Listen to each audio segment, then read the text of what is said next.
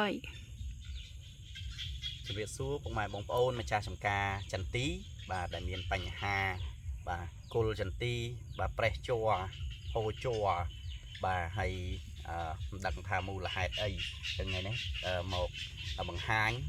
ដើម្បីឲ្យពុកម៉ែបងប្អូនអស់ចម្ងល់បាទអញ្ចឹងពាក់ព័ន្ធជាមួយនឹងប្រភេទចន្ទីដែលហូរជ័រតាមគល់ប្រភេទនេះបាទហើយមានកតិចបាទមានកតិចឈើ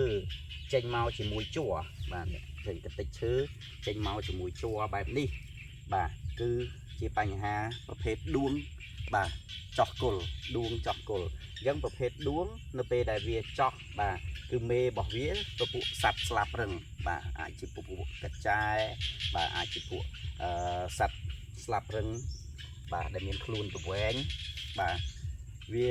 មកចោះហើយវាពងដាក់នៅពេលដែលពងដាក់ហើយវាញាស់ទៅបាទញាស់ទៅជាកូនដង្កូវហើយជាប្រភេទដង្កូវដួងអញ្ចឹងប្រភេទដង្កូវដួងគឺវាចោះស៊ីសាច់ឈើបាទចោះស៊ីសាច់ឈើនៅក្នុងហ្នឹងហើយទើបធ្វើឲ្យចន្ទីរបស់យើងហៀជ័រទើបធ្វើឲ្យចន្ទីរបស់យើងបាទចេញនៅកតិចឈើនេះដែលយើងហៅថាអាចដួងបាទអាចដួងកតិចឈើបាទអញ្ចឹងអាចថតឲ្យគៀកបន្តិចបាទដើម្បីឲ្យឃើញពីអាចដួងនេះបាទកតិចឈើចេញមកអញ្ចឹងបាទកតិចឈើអញ្ចឹងបាទចេញមកនេះមានជ័រមានលាយកតិចឈើចេញមកអញ្ចឹងបាទតែបើសិនជាបាទគ្រាន់តែចេញជ័រទេប្រេះអាចចេញជ័រនៅនឹងផ្នែកនេះបាទអាចចេញនៅខាងនេះបាទចេញនៅនេះហើយអត់មានកតិចឈើអត់មាននេះអាចដួងកតិចឈើលាយទេអាហ្នឹងវាអាចមានបញ្ហាមួយទៀតពពួកជំងឺផ្សិតមួយចំនួនក៏វាហូរជ័រដែរប៉ុន្តែភាគច្រើនគឺវាប្រេះហូរតាមខ្នែងដង្កៀបបាទតាមដង្កៀបកន្លែងបែកខ្នែងហ្នឹងហើយនឹងអាច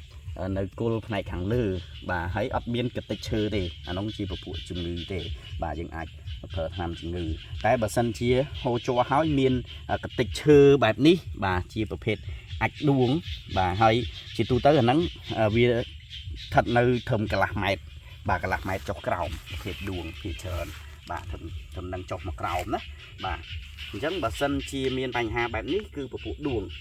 បើមានបញ្ហាដួងនេះបងប្អូនបាទយកកបិតឬក៏កបិត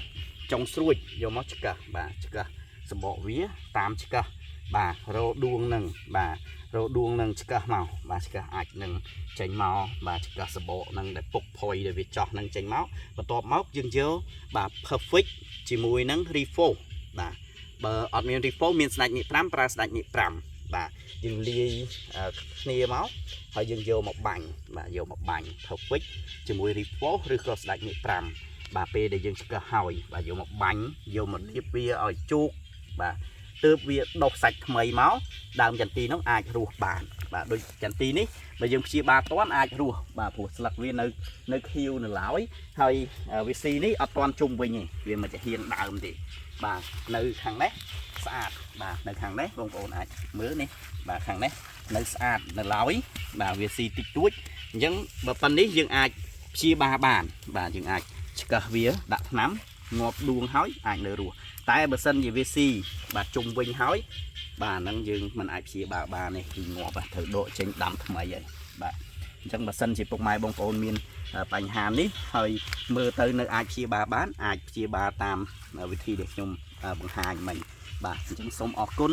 ពុកម៉ែបងប្អូនសម្រាប់ការតាមដានទស្សនានៅវីដេអូនេះបាទយើងជួបគ្នានៅវីដេអូក្រោយនឹងចែករំលែកពីបច្ចេកទេសក្នុងដំណាំចន្ទីនិងដំណាំស្វាយបាទបន្តទៀតបាទសូមអរគុណសូមជម្រាបលាបាទ